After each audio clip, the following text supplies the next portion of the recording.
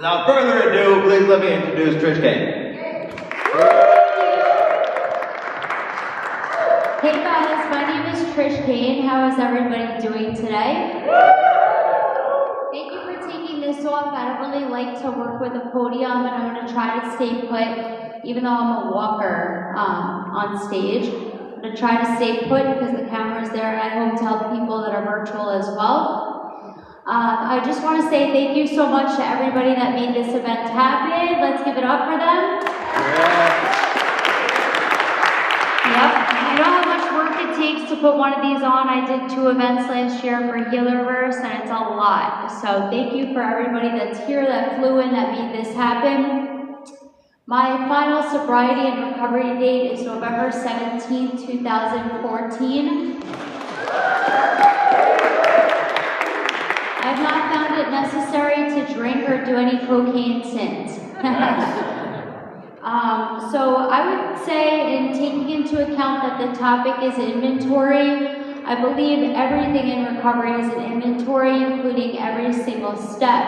When they first asked me if I could speak to inventory, I thought to myself, how limiting. Don't you know how extemporaneous I am and how dynamic? And you want me to speak about inventory? And then I took a step back with humility, which I needed. And I thought to myself, no, everything is inventory and recovery. Step 1, right? And listen, I also want to say that I am non-judgmental whether you want to do the steps or not. I just know this is what I did and this is what worked for me. And I do a ton of other things as well, right? But step 1 means once I start, I can't stop. Does anyone have that problem? And when I don't want to do it anymore, I wind up picking up again. Whether I think about it and it talks me into it, one more. Ever heard that one? It's going to be different this time. Right? That voice. Or I don't think at all. So many times the car drove itself to the liquor store. I didn't want to do cocaine. I just wanted to drink. Because I grew up where it was not only acceptable to drink, but it was encouraged. I went to Catholic school the whole way through. If you can't tell if I say dog or coffee, I grew up in Long Island, New York. Yeah. And I was in resource room, special ed, because I'm very present in the moment. I'm not good at all the stuff that they taught me. Nor was I interested. I was more interested in playing with butterflies in the grass and making sure everybody in class was okay, because I'm a humanitarian. So fast forward, somehow I made it out of school, I think because I'm nice. They got me by with D's and C's, some F's, but they still let me go to the next grade time and time again. In high school, I did cheerleading and all that stuff, and I started drinking. But I was scared of my mom. Man, she's Irish and from New York. She was you don't mess with this lady, you know what I mean? So I would do it behind her back, and that's when I started hiding stuff, right? Fast forward, I'm not gonna go on a whole entire tangent of what it was like too much. I'm gonna fast forward to college, the permanence, the progression, and the fatality of this illness, jails, institutions, and death. I've done 2 of those and I've never been arrested. Hey, officer. I just never got caught. That's the difference. A few times they tried to catch me, but I was cute. I got at it. So, anyway, the progression was a thing, and this is basically an inventory of step 1, what I'm doing right now. I had all these dreams galore. Dreams. I'm a dreamer. I'm an Aquarius. Come on. And basically, I always wound up drinking instead of fulfilling those dreams. I did really well in college because business made sense to me. Finally, if they could have just sent me to business school or sent me out to do sales when I was 5, I would be a billionaire, But the way society is set up isn't for me, and whatever. So anyway. I'm going to fast forward. I graduated college. I did internships on Wall Street on the Mercantile Exchange in crude oil, Bank of New York, and FX trading. graduated business school, was financing ships and oil tankers, traveling to Europe, like running shit, like old dudes and Trish, and I got real good at becoming the woman in the room that said no, because it's annoying.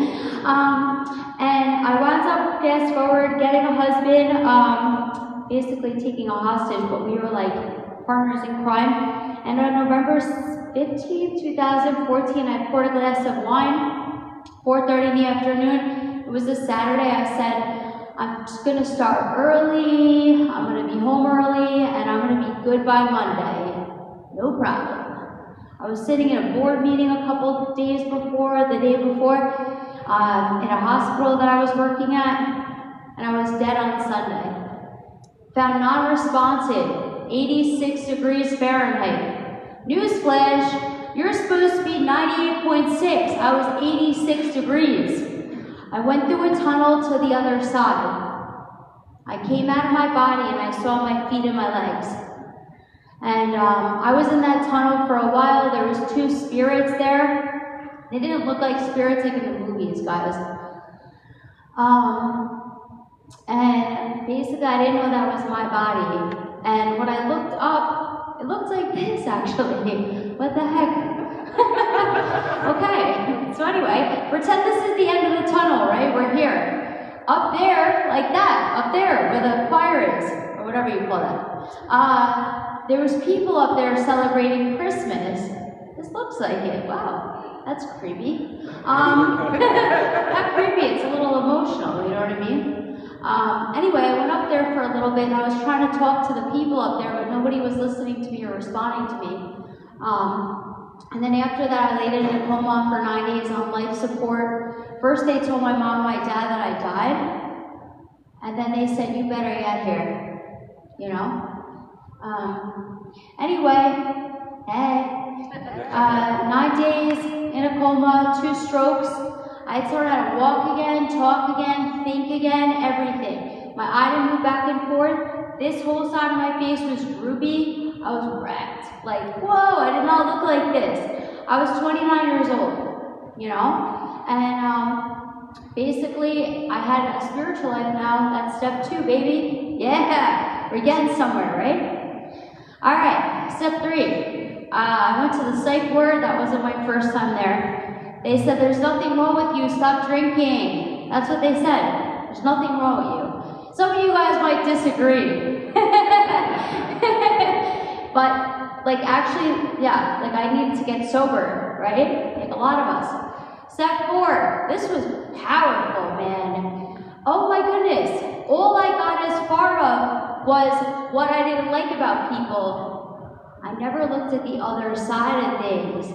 Oh, maybe this particular person that we're on camera that I'm not going to mention doesn't like me because of the way that I treat so-and-so who she cares about. I never thought of that. There's a flip side to this. I was drinking because I was mad at all these people, because that's not why, because we already talked about step 1, right? There's really no reason to drink. For me, anyway. Anyway, she doesn't like me because of the way that I act. Never thought about that. Only looked at me not liking her because she doesn't like me, you know? Never made it that far.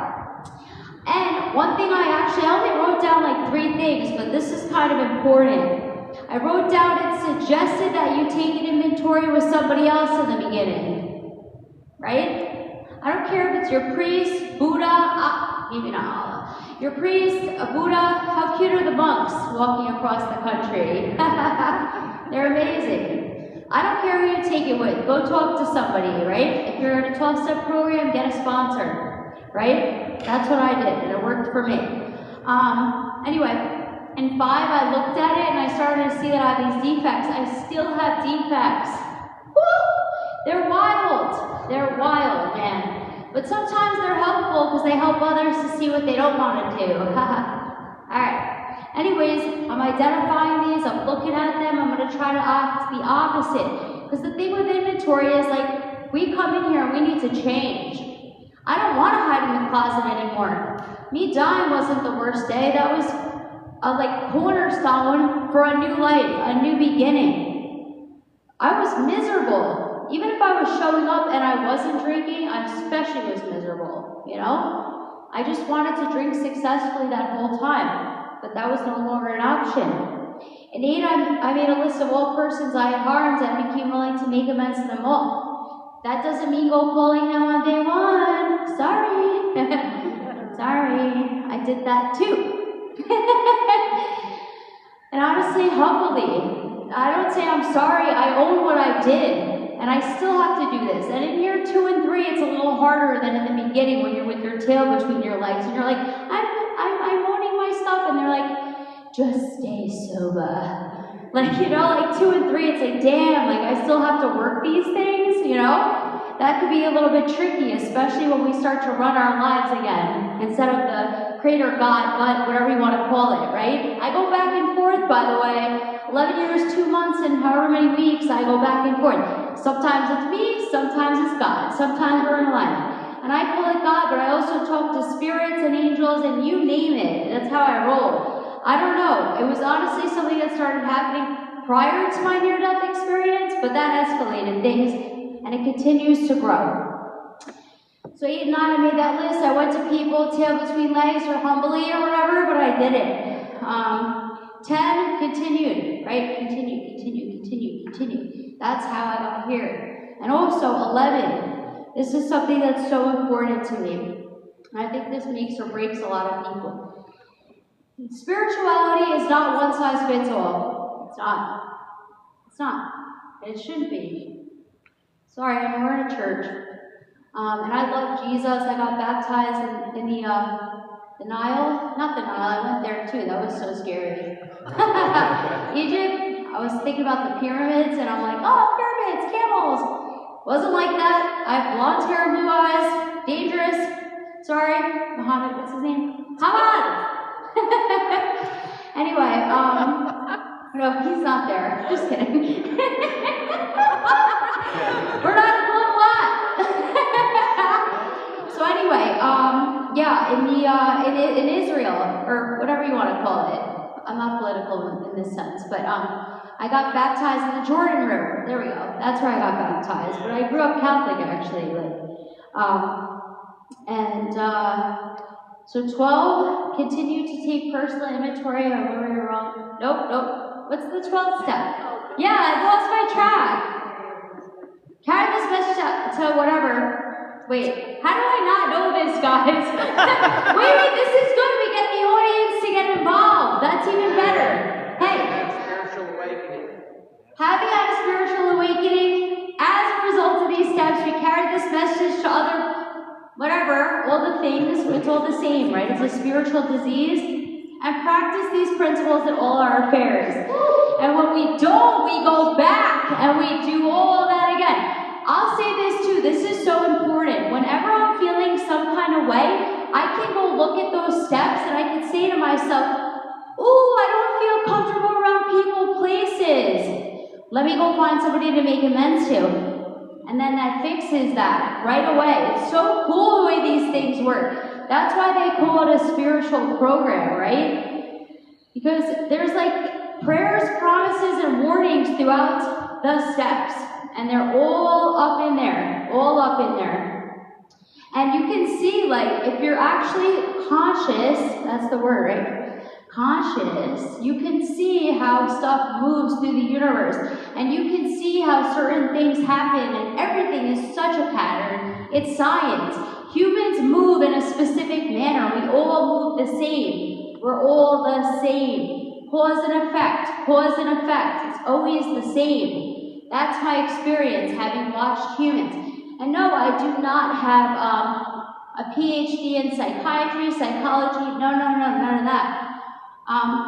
At 2 years sober, I started going back for my MBA, because that was something that I wanted. So I was like, see, this is where having defects of character can be good, right? So I was like, man, they put me in that resource room, I'm gonna go get an MBA to prove I'm not stupid, you know what I mean? And I actually graduated at 3 years sober and clean with an MBA. I traveled all over the southeast of the United States, selling digital databases, digital content to the government, the military, and universities, I went to 12-step meetings at CrossFit gyms back then, all over the Southeast. This was my territory, actually. I've been to lots of the 12-step meeting that I go to's meetings here in Charleston. Yeah, this was my territory. And actually there was like a Charleston event every single year here, so I knew what hotel I liked to stay at here. That was nice. Yeah. And also, like, you know, I know today, like, when I'm not feeling okay, then I need to go to a meeting. That's what works for me. In 2020, I had an idea, because I moved from South Florida to Colorado, and I was there for a year and a half. And at this time, I realized that spiritual and holistic practitioners were onto something. Because when I have a long time in recovery, I gotta grow. Spiritually, for me anyway. And like, obviously I have superpowers. I think every one of you has superpowers. I believe that with my whole being. Everybody has superpowers, right? I used to not like getting up on stage. I've spoken at the Parliament, Google, Parliament 3 times in the UK. They let me into the government? And then I'm sitting there like, they don't even know. Like, that's nuts. Like, emceed big events in the technology space. Multiple big events. Like, I get on stage, I introduce people, you know. Jacob Javits Center, like, whatever. And I'm just getting started, you know. I also became like a technologist. But basically in 2022, I started building a social media platform and a marketplace that's not Facebook, it's its own Facebook for spiritual and holistic healing, and it's called Healerverse. The domain is 5dhealerverse.com. And basically on there you can find spiritual and holistic practitioners, everything from Reiki to astrology to breathwork to manifestation to meditation to nutrition, anything that's not westernized. Because like, westernized got me clean and sober, I wouldn't be here. They resuscitated me twice. I was kept alive by life support. I had a PICC line in my arm, like, you know what I mean, the whole bit. Woke up, like, there was like that thing here that was collecting my pee. I remember saying I had a tampon in, and the doctor was like, oh my God. Anyway, that wasn't comfortable, yeah. And, where was I? No filter! I think it's important though, because all I care about is helping somebody else today. It's not even about me. Every Friday at Healerverse, we do a virtual roundtable, and we feature one of the practitioners at 10:30 a.m. Eastern Standard Time, so we can all learn from each other. The mission is to level up global collective consciousness.